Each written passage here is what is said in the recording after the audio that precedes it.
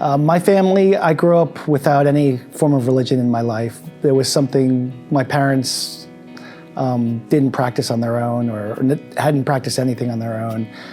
With regards to my wife, she actually grew up in a devout Buddhist household, and so she was a practicing Buddhist pretty much all her life.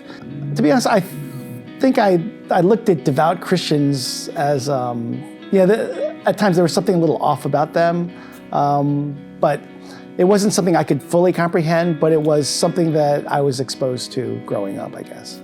Basically, back in May of 2021, I came down with a brain infection. The brain infection ended up putting me in the hospital for a week and a half, including time in the ICU.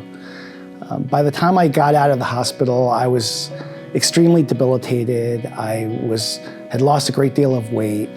I had trouble walking, my vision was impaired, and I was experiencing a host of other medical issues after I was released from the hospital. It was at that time that a friend of mine called me and wanted to have his pastor give me a call and pray for me and for my recovery, for my physical recovery. He prayed for my recovery. He ended up giving me a Life Application Study Bible.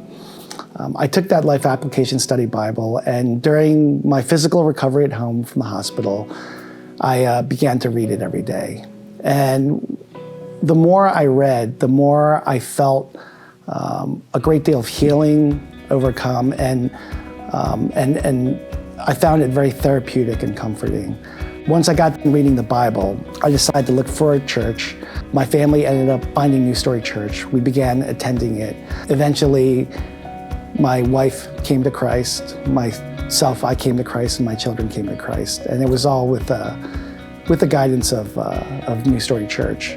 My wife and I were both baptized last year in 2022.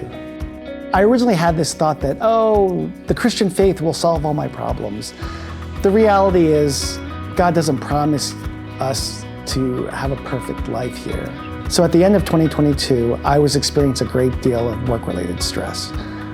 On top of that, my wife had lost her job of 25 years, as many companies were negatively impacted during the pandemic. I found myself, the dark emotions welling up back inside of me of worry and despair and anger. I started experiencing insomnia, where I would only sleep a few hours a night, night after night, week after week. I felt myself plunging into this valley. But the difference this time around versus my entire life was that I had tools of the Christian faith to help me combat the whispers of the enemy. I would pray every night, and I'd pray multiple times during the day. And so I found myself relying on the Bible to bring comfort to me. But probably the greatest lifeline that I had given to me was a lifeline of NewStory Church. My wife and I always comment about how everybody at this church has been incredibly welcoming, incredibly supportive, and they genuinely care about you.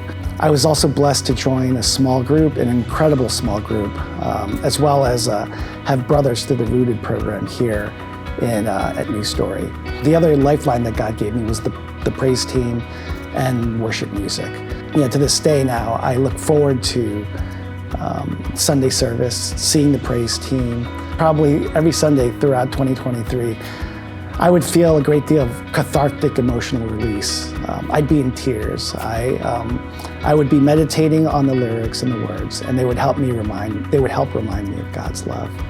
I'd feel the Holy Spirit speaking to me through their sermons as well. And it is clear to me that God was using them as well as a messenger for His word. So with all those tools, I was able to basically get through this valley in my life.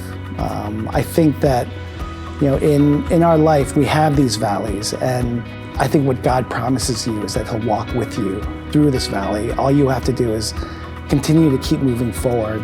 But He gives us so many resources and so many lifelines to help us continue to move forward through our trials. One of the things I realized is that God does love us, and He provides to us, with all these lifelines. I found a great deal of comfort using these lifelines, and Without the trials in 2023 that I felt, I wouldn't have grown as well, and I wouldn't have experienced God's love. And for that, I'm very grateful.